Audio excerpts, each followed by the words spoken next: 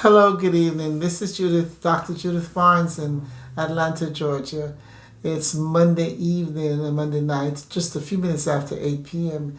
And I usually record early in the day, but came home and had a bunch of things to do and just get into this right now. Anyway, I have a few things I want to share with you. And like I said, it's Dr. Judith from Atlanta, Georgia. And it's Monday the 9th of May 2022, and I'm here to share with you a few episodes about thoughts that I have about life happenings. I like to call them, instead of life issues, life happenings. And so, like I said, normally I would have started out much earlier today. So I'm going to get right into this now and share with you. Today, and there's so many topics that I have planned to share with you, but today, something happened to me in Walmart, and I thought I'd share that with you. I went to buy, excuse me, the sinus stuff in Georgia. The pollen count is really high, so please forgive me if I cough and clear my throat a little bit because the pollen count is so high, and so it's affecting I have allergies and all that stuff. So I still hope to give you my best while I'm sharing with you this evening. Went to Walmart this evening to buy some things that I needed for home, and I got the items that I needed. One thing I didn't that I wanted that they didn't have, so I was told to go up to the service desk and ask them for that item. I got there, I asked them for it, and the young lady said, "I don't know why they told you to come here because we don't do that here." So when these things happen, I try my best. By the grace of God, I try to, because I just don't think it's the right way to speak to people. I think that we have to be very careful wherever we are, whatever we're doing, how we speak to people. Anyway, I decided to just block that and go on and do what I had to do. So I ended up checking out the things that I bought and forgetting about what I wanted to buy and they didn't have, or apparently didn't have. So the young lady checked me out, and she told me it was like $5.96. Now, to my way of thinking, I had one item was $9.88 or something like that, and the others might have been like $5 and change. And so she told me $5.96, something like that.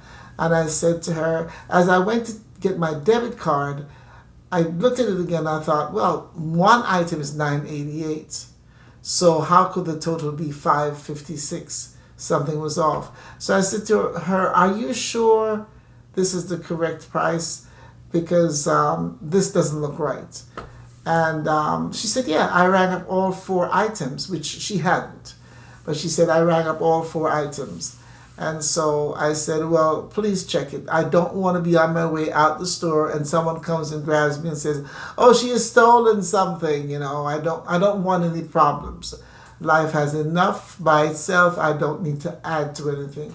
So she said, "Okay, let me ring it up again."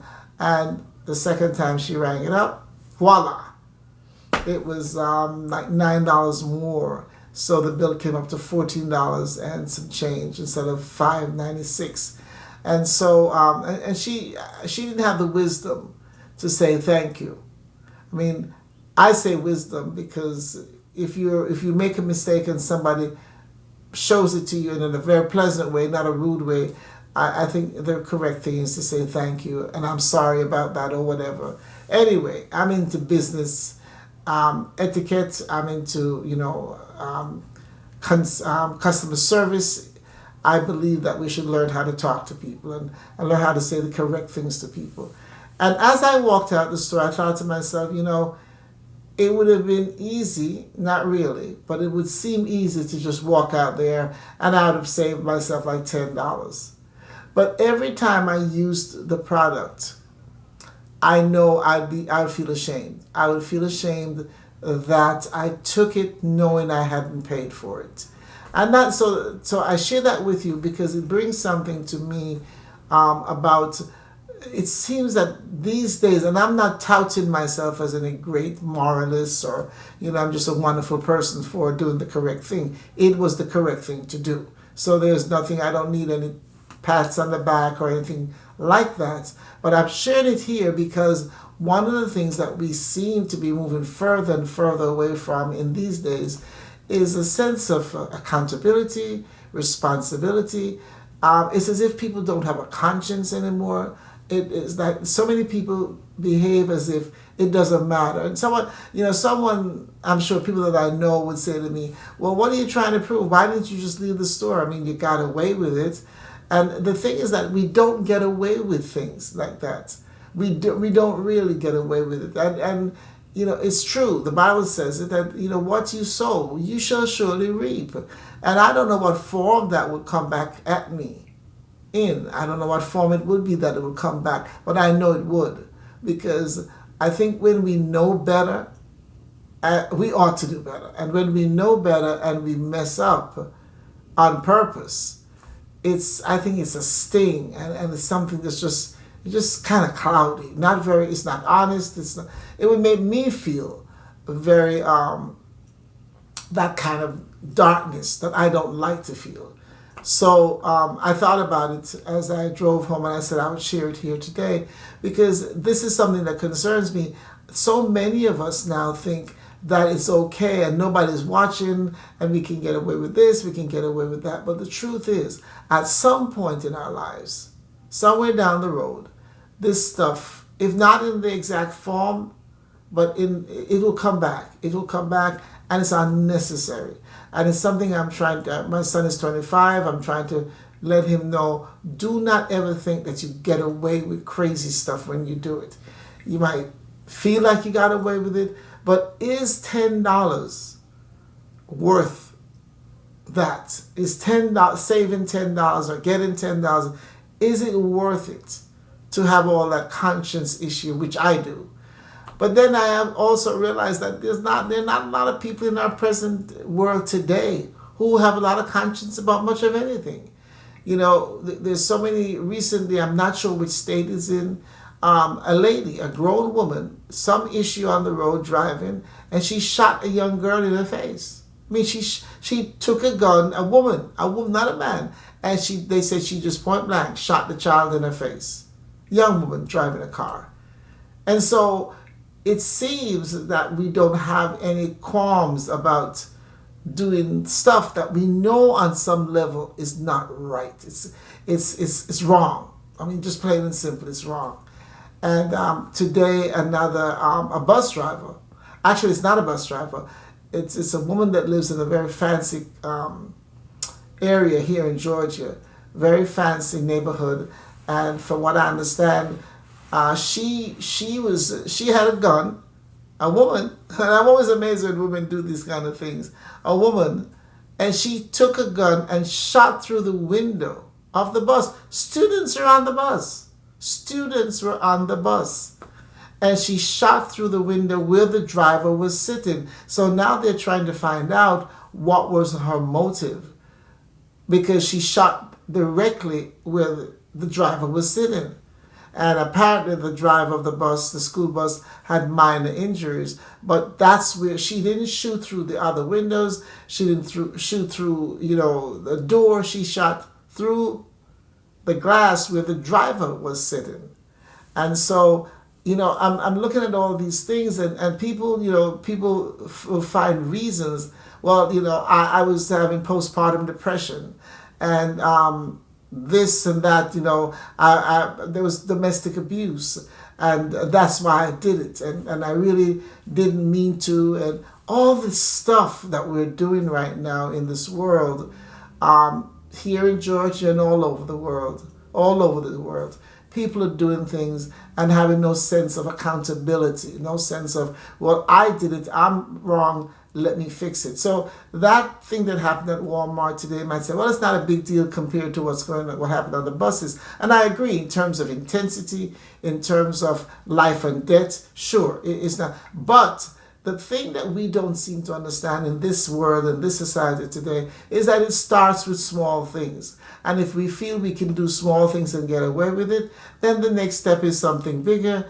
and something bigger, and it's not a big deal. Today, the school where I work, they have fights, physical fights between students on a regular basis. It is so disheartening to see these young people fighting each other. And once they start fighting, a crowd comes around and somebody starts, not somebody, many somebodies start videotaping these fights, and it ends up on social media. And today, before 7 o'clock, we just gotten started, got in the building, just gotten started, and there were 2 fights before 7 o'clock. And again, accountability, responsibility, doing what is the correct thing to do. It seems to be lost on people now. And like I said, it starts with a small thing, and then it's a medium-sized thing, then it's a large thing, then it just gets blown totally out of proportion. And so my thing that I am always asking, what is going on here? There are a lot of people who talk about we need to do this and we need to do that and we need to have Christ back in the school and prayers back in the school. Well, as long as people who believe in God and have a relationship with God are in the schools, God is in the school. I don't think we think sometimes, we just say things crazily. The fact of the matter is, as long as true believers work in schools, God is in the school. I remember one day I was passing by this young lady, a student, and she was sitting on the floor outside of a classroom. And I stopped and I said to her, I said, "Hey, are you okay?" She looked a little down. She had her head down. And so I kind of tapped her and said, "Hey, are you okay? Is everything okay?" She said, "No, ma'am." And I said, "What's wrong?" And she said, "I'm having a test to take a test, and I'm not even sure what I'm doing." And right then and there, it occurred to me, I know there are cameras all around, but it occurred to me that, you know what, I'm not going to tell her I'll pray for her. I just said, "Would you mind me praying for you?" And so I held my hand towards her head, and I prayed for her right there. And so as long as Christians, true Christians and true believers are in the school system, God is in the school. No crazy lady can stop me. And the other thing is this: if you're in the school, you don't have to pray out loud. I have a habit that when they say the Pledge of Allegiance or whatever, that thing that they say every morning, and instead of saying what is being said, I pray. I put my hand on my heart and I pray. So I don't pray out loud, but I pray. So there are different ways that we can do what we need to do. So when people are talking about, we need God back and God hasn't moved. We're the ones that keep moving and shifting all over the place. He stands still. The Bible says he's the same yesterday, today, and forever. He doesn't move. We talk about we found Christ. Christ was never lost. He was never lost. He's been the same God, the same triune God from the beginning of time. And he hasn't changed one iota. We keep making these bad choices and decisions that end up having us moving away from him, coming back and going back and forth. So today, why did I start off with this story about Walmart? It's just, like I said, it's a small story, but it's a big thing because I've raised, with the help of God, my son, who's now 25, I've raised him with those principles. I've raised him with that pattern of living. And so I don't want to do something wrong out there, because my son and I, thank God, we have a great relationship where we're able to talk about just about anything that happens. And so I would hate to know. And the way I am, I'll tell him what I did. How could I tell him that I walked out of the store and did not pay the full price of what I got, what I received? So it's about accountability. It's about doing what is correct, doing the right thing at any time. And so that's what I want to share with you tonight, is that my first episode for today is that we ought to start looking at ourselves, and we ought to start wondering why our children behaving the way they're behaving. Is it because of us? Is it because years ago they used to have this saying or this thing on television where they talk about children and parents, how parents impact children. and how we teach children to lie indirectly and directly. And what they would use is the story. They would say that a child is home, the phone rings, and the parent says, "Go ahead and answer it." And the child says, puts the, does and said, it's Miss Mary. And the parent says, "Tell him I'm not here." And so we teach them how to lie. We teach them. And so it is a big deal because children don't have parameters. They don't have boundaries on their own. We have to instill those boundaries in them. So if you tell one little one and then another one, it just becomes this ball of vileness and evil that is totally unnecessary. So that $10 at Walmart, first of all, what is $10 really going to do for me? But like I said, it is a sense of accountability and responsibility. It is my responsibility to say to the young lady, "Listen, I think you made a mistake. Can you check it, please?" It is my responsibility. People talk about we want a revival in the church. Well, the revival begins with me. It begins with how I behave on a daily basis. It begins with how I talk to people, how I treat people.